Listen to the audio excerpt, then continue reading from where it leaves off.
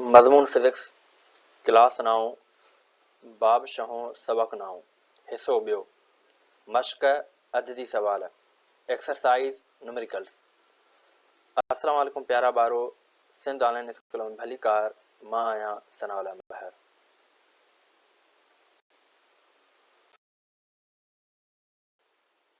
प्यारा ॿारो, जीअं त तव्हांखे ख़बर आहे त असीं चैप्टर 6 जी एक्सरसाइज़ करे रहिया आहियूं। इन खां पहिरें वारे वीडियो में चैप्टर 6 जा MCQs कयासीं ऐं उहो हुयो असांजो सेक्शन ए। ऐं हींअर असीं शुरू करे आहियूं सेक्शन बी, जेको आहे स्ट्रक्चर्ड क्वेश्चन्स। ऐं हिन में असीं वरी न्यूमेरिकल सॉल्व कंदा आहियूं। सो पहिरियों जेको असांजो न्यूमेरिकल आहे उहो तालुक़ु रखे थो न्यूटन्स लॉ ऑफ ग्रेविटेशन सां। ऐं उन जी स्टेटमेंट में चवे थो determine the gravitational force of attraction between Urwa and Ayesha standing at a distance of 50 metre apart.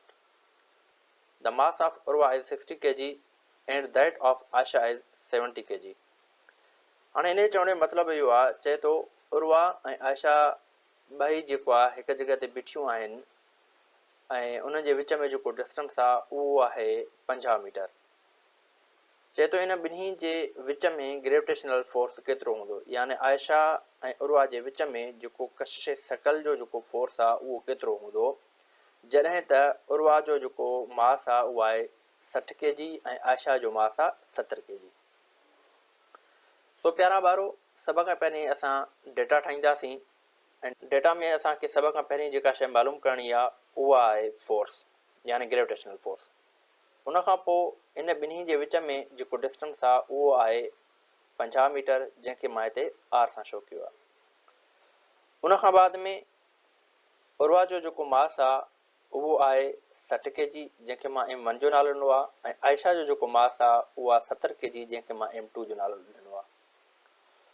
तो अहिड़े नमूने सां उन खां बाद में जीअं त असांखे ख़बर आहे त असांजो जेका ग्रेविटेशनल कांस्टेंट हूंदो आहे उनजो जेको वैल्यू हूंदो आहे उहो हूंदो आहे 6.67 × 10⁻11 newton metre square upon kg square. So प्यारा ॿारो, तव्हांखे न्यूमेरिकल्स में ही वैल्यू जेको आहे उहो मिलियल न हूंदो, ही तव्हांखे पाण खे यादि करे लिखणो आहे। सो हिन वैल्यू खे तव्हां यादि करे छॾियो त बहितर थींदो। उन खां बाद में हाणे असां हलियूं था सॉल्यूशन जी तरफ़। फोर्स ऑफ ग्रेविटेशन जो जेको फार्मूलो आहे उहो आहे F = G(m1m2) upon r square. So हाणे असां छा कंदासीं, हिन फार्मूले में ही वैल्यू पुट कंदासीं। तो जीअं त असांखे ख़बर आहे त जी जो वैल्यू आहे 6.67 × 10⁻11 ऐं M1 जेको आहे यानी मास ऑफ उर्वा जेको आहे उहो आहे 60 kg ऐं मास ऑफ आयशा आहे उहा 70 kg। उन खां पोइ हिते डिस्टेंस जी जॻह ते असां घणो लिखंदासीं 50 ऐं ही स्क्वायर असां फार्मूले जो ॾिनोसीं।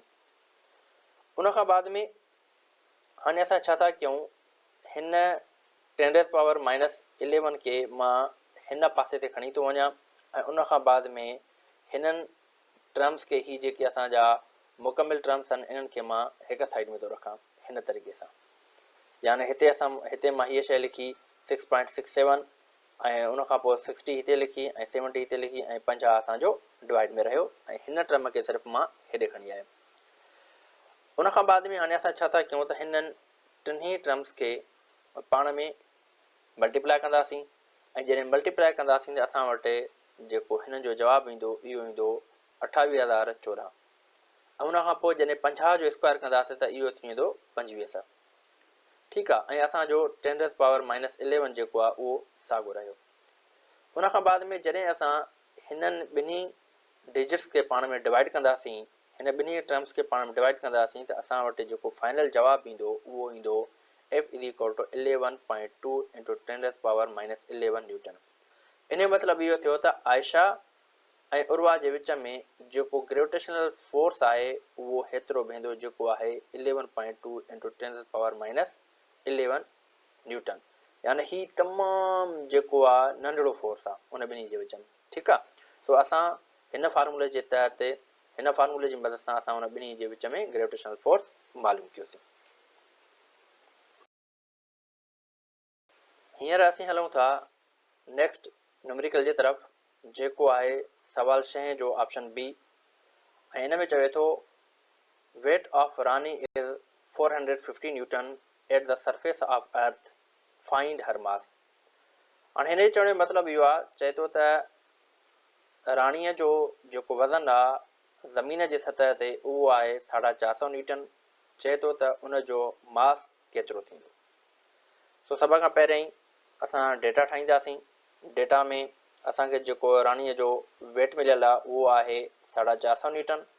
ऐं उन खां बाद में असांखे उन जो मास मालूम करिणो आहे, जॾहिं त ज़मीन ते यानी ज़मीन जी सरफेस ते जेका ग्रेविटी जो वैल्यू हूंदो आहे उहो हूंदो आहे 9.8 मीटर पर सेकंड स्क्वायर।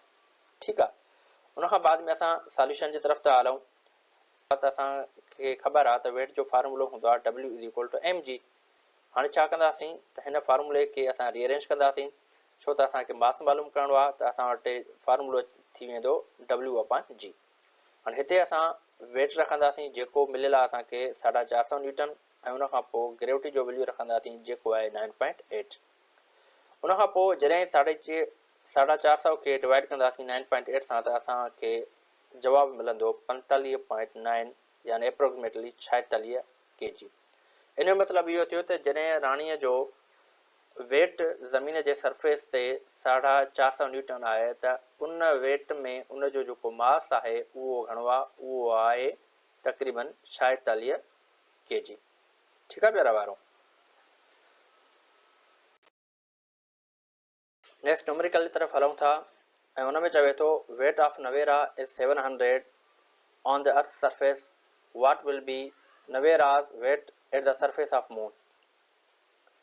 हाणे हिन चवण जो मतिलबु इहो आहे, चए थो त हिकिड़ी छोकिरी आहे जंहिंजो नालो नवेरा आहे, उन जो ज़मीन जे सतह ते जेको वज़न आहे उहो आहे 700 न्यूटन। ऐं चवे थो त उन जो जेको वज़न आहे सरफेस ऑफ मून ते केतिरो थींदो। ठीकु आहे।